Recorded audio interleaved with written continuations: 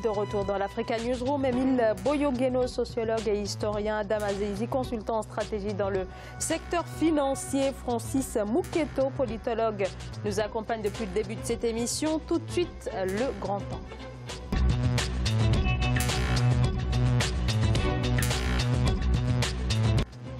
Comme plusieurs États de la sous-région Afrique de l'Ouest, le Togo s'apprête à lancer à son tour son PND, un plan national de développement. Sa mise en œuvre est attendue avant le mois de juillet pour ce plan qui devrait s'étaler sur les années 2018-2022, 5 ans au cours desquels l'administration du président Faure Gnassingbé entend inverser de façon drastique la courbe du chômage qui touche plus du quart des 15-34 ans. Wandiam Valentin Compaoré.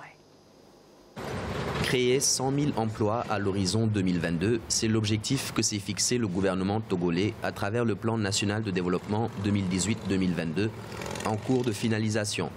Un plan de développement qui mettra l'accent sur la mise en place d'un pôle manufacturier et de 2 parcs industriels. Objectif, donner vie au secteur industriel peu développé à ce jour.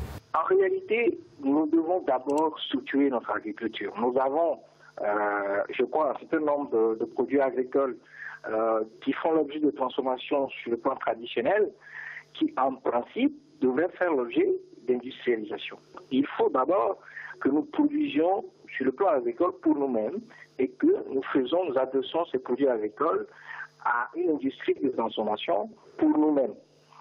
Donc, je ne dirais pas le coton. Le coton est destiné certainement à l'exploitation, mais moi je prendrais par exemple l'igname, je prendrais le manioc, et ces 2 produits normalement, devrait faire l'objet de beaucoup plus de recherche pour qu'on puisse les transformer dans des produits manufacturés. Les parcs industriels devront être constitués chacun de 15 usines intensives tournées vers l'exportation du textile ou encore des chaussures. Dans la filière textile, priorité sera donnée à la promotion du savoir-faire local, à la production de coton et à la recherche de partenaires stratégiques étrangers. Puis il y a l'industrie minière, mais aujourd'hui au Togo, on remarque avec regret que toute l'industrie minière a été donnée aux capitaux étrangers.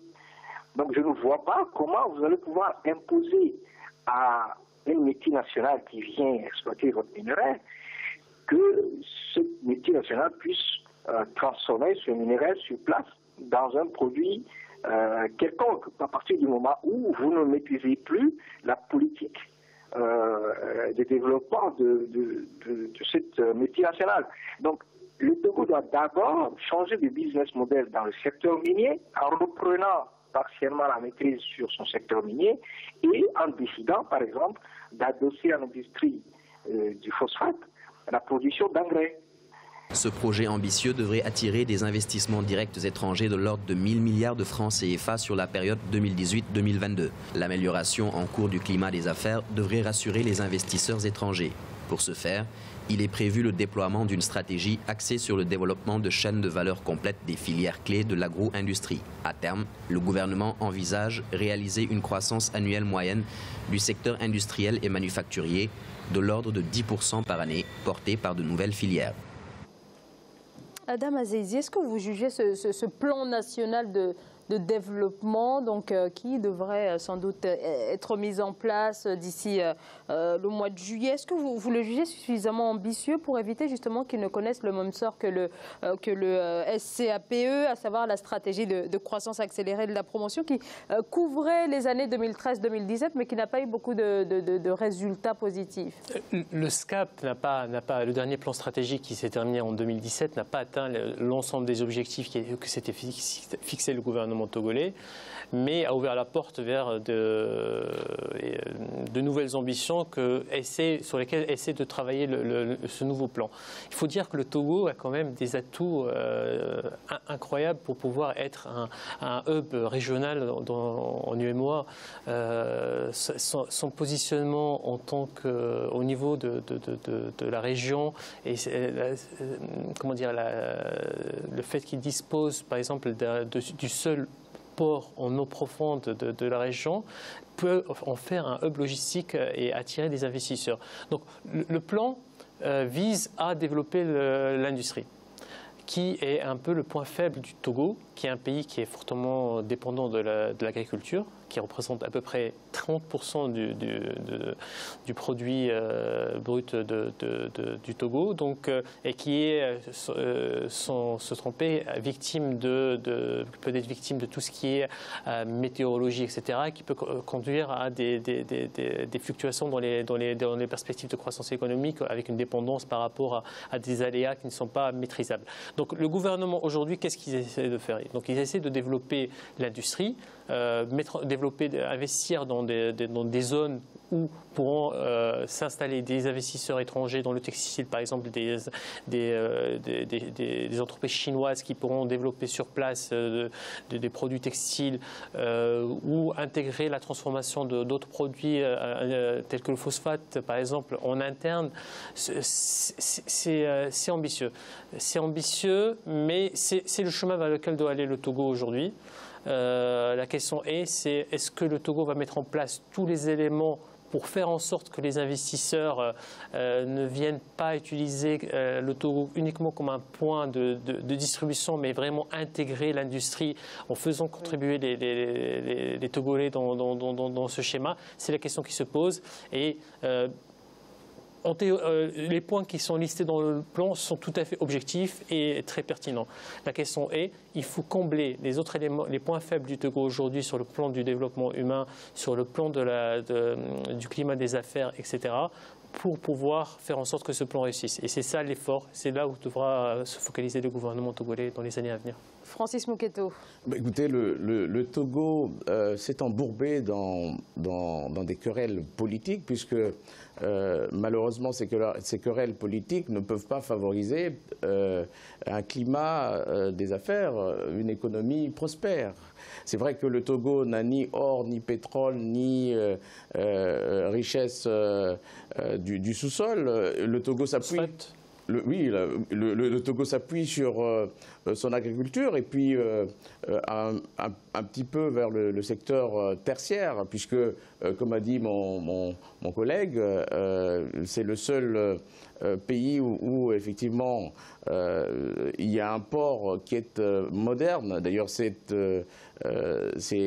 les investissements de l'État sont partis plutôt dans ce secteur portuaire qui est aujourd'hui devenu stratégique. C'est-à-dire que le salut du Togo pourrait venir de l'agriculture si le Togo modernisait son agriculture. D'ailleurs, c'est pour cela que la première pierre a été posée par Faure Gnassingbe il n'y a pas longtemps pour pouvoir créer des écoles, des instituts pour pouvoir former les jeunes.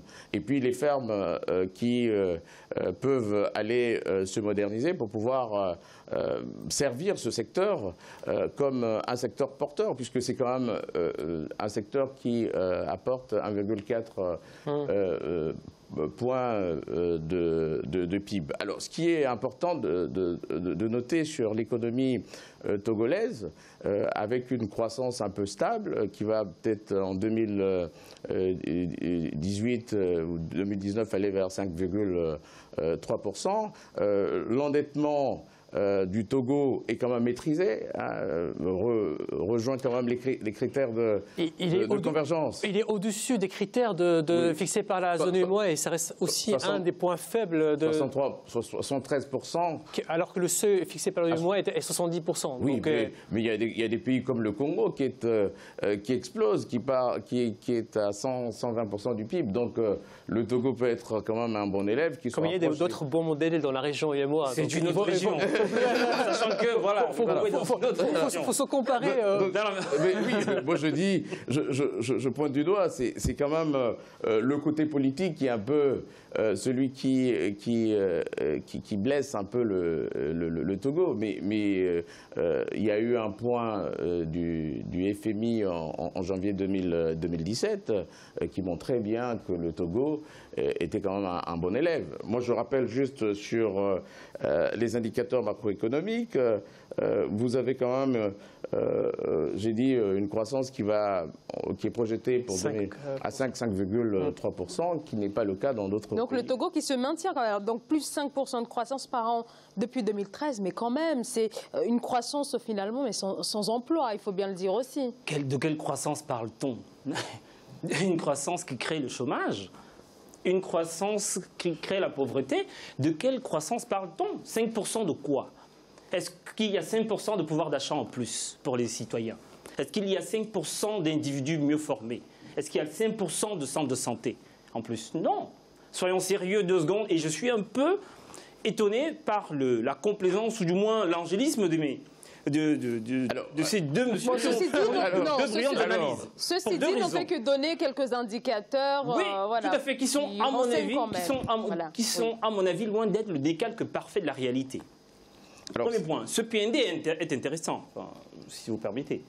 Ce PND est très intéressant pour plusieurs raisons. Couronne de laurier de ce PND, il est inclusif. Toutes les parties prenantes on a la société civile, le secteur privé, le gouvernement, les organisations internationales, ça c'est fabuleux. Le PND est intéressant parce que parmi les objectifs, par-delà les objectifs économiques cités par vous, cher monsieur, il y a des objectifs politiques. Bonne gouvernance, paix, sécurité, ainsi de suite. Et c'est là où le bas blesse. Là, donc, se trouve la couronne d'épines. Premier point, on est en 2018. Le PND, le précédent, le SCAP, s'est achevé en 2017. C'est en mai 2018 qu'on vient réfléchir sur le PND de 2018 à 2022. Vous êtes sérieux? Est-ce que c'est quelque chose de sérieux? On n'est plus dans les plans quinquennaux qui sont faits 15 ans en avance. Et donc le gouvernement s'adapte à la conjoncture actuelle. Tout à fait. Second objectif de ces PND, s'arrimer aux objectifs de 2030 fixés par l'ONU en 2015. En 2015. Oui. Et on vient en 2018, en mai 2018, discuter, parce que ce PND n'est pas encore abouti. Les discussions sont en cours actuellement. Donc en mai 2018, on vient réfléchir sur un plan pour atteindre des objectifs 2030 qui ont commencé qui sont supposés avoir débuté en 2015. Les ODD, enfin les objectifs de développement durable, en 2015. Non, soyons sérieux. À un moment donné, il faut être sérieux. Diriger un État, je veux dire, ce plan public, c'est quelque chose de sérieux. Adam Azizi et ensuite Francis Mouketo. Ce plan est en quelque sorte une continuité du plan précédent et vient corriger les faiblesses du plan précédent. Donc on n'est pas sur un plan disruptif, c'est-à-dire qui est une coupure totale avec ce qui a été fait dans le passé, mais essayer de voir là où le bas blesse par rapport à ce qui avait été prévu dans le plan qui était valable jusqu'en 2017 et y remédier. Mon problème dans ce plan, c'est que on voit des objectifs qui sont fixés, mais on ne voit pas des éléments de réponse à apporter par rapport à tout le contexte, c'est-à-dire les externalités au plan qui peuvent impacter et empêcher sa concrétisation, comme ce fut le cas dans le plan précédent. Donc là, c'est des éléments qu'il faut prendre en compte, des éléments humains, c'est-à-dire l'impact, c'est-à-dire qu'aujourd'hui, certes, la croissance peut être positive, mais aussi qu'il faut que ça se traduise avec de la création d'emplois.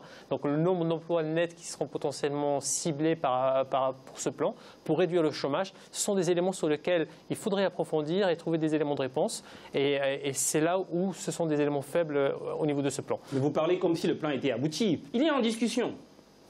Le socle du plan apparaît, c'est-à-dire essayer de développer le tissu industriel, capitaliser sur la position géographique du Togo, les atouts incroyables qui font du Togo, qui auraient pu faire du Togo un hub régional et qui aujourd'hui le mettent dans une position assez marginale par rapport au Sénégal, Côte d'Ivoire, qui sont aujourd'hui les champions régionaux. Si en 2018 qu'on se rend compte que c'est un hub régional, si en 2018 que le port du Togo a été créé, si en 2018 qu'on se rend compte que tout ça existait.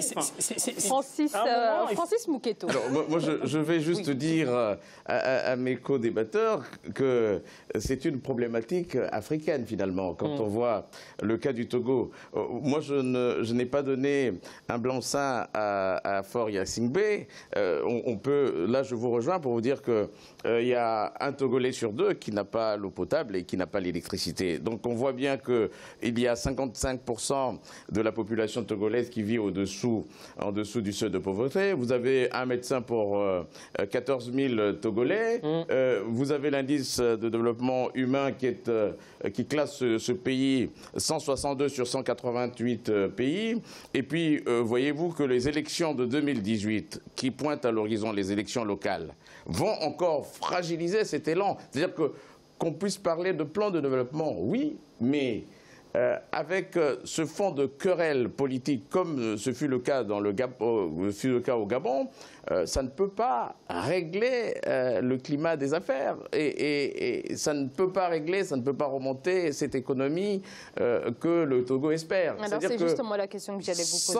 Sans une politique stable, on ne peut pas parler de développement. C'est-à-dire que ça serait, mon collègue parlait de hub, mais il faut d'abord régler la question politique parce que tout tourne autour de la question politique. Sachant qu'elle fait partie du plan, hein, des grands objectifs du plan. Puisqu'il faut, ça fait partie des ODD, la paix, la sécurité, la justice. Oui, mais tout en sachant qu'il y a des gens qui veulent modifier des constitutions. Vous savez que le problème des constitutions, pour se donner encore des mandats supplémentaires, ça c'est tous les maux des pays africains. C'est-à-dire que chaque pays aujourd'hui s'arroge le droit de tripatouiller la Constitution, de violer la Constitution, même quand soi-même on l'a écrit, et pour pouvoir se maintenir ad vitam aeternam au pouvoir. Et ça, c'est un vrai problème, ça.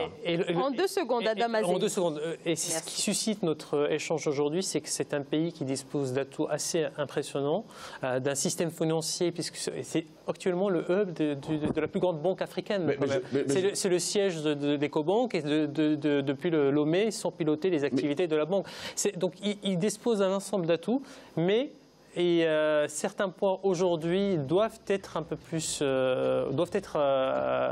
comment dire, couverts d'une manière plus détaillée pour apporter des solutions et qui ne sont pas aujourd'hui clairement. Et donc c'est le message qu'il faudrait passer, c'est essayer de travailler également sur toutes les externalités au plan, notamment sur le côté humain, parce qu'aujourd'hui la stabilité, le développement humain est un facteur de développement économique qui est important et qui est aussi un élément qui rassure les investisseurs étrangers. Trouver des personnes qualifiées pour pouvoir les recruter, parce qu'un Chinois qui arrive, qui ne trouve pas de personnes diplômées, qui sont capables de faire leur travail, il va ramener des salariés chinois et ça ne va pas profiter à la population. Le PIB va grossir, mais la population togolaise ne va pas en profiter. Alors tous les trois, vous restez avec moi sur ce plateau. On va marquer une très courte pause. Restez avec nous pour la troisième et dernière partie de l'Africa Newsroom. À tout de suite.